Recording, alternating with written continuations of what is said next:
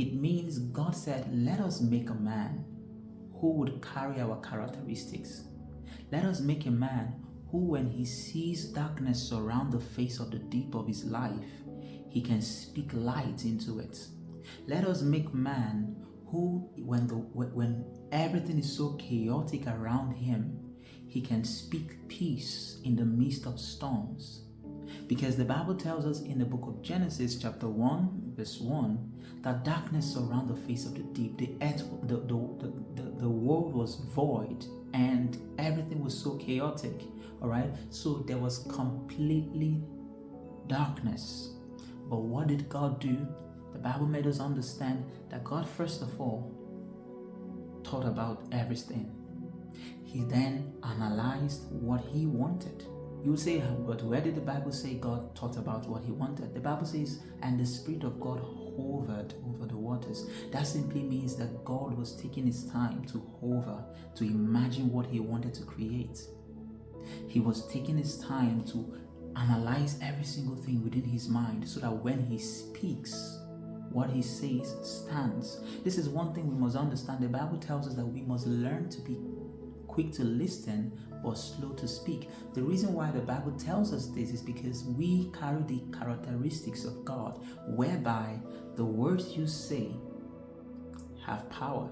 As a matter of fact, the Bible tells us in Proverbs chapter 6 that we are snared by the words of our mouth and we are taken by the words of our mouth. So the words of your mouth can actually set you free or captivate you. So you need to be very vigilant about the things you say, the words you say, the things you say about yourself. What are you saying about yourself? When people tell you things like nothing good can amount from you, what do you say after when they have said all they want to say? Because what you say about yourself is what stands. Even if the whole world curses you, if you say to yourself, I'm not cursed, I'm blessed, that's what stands.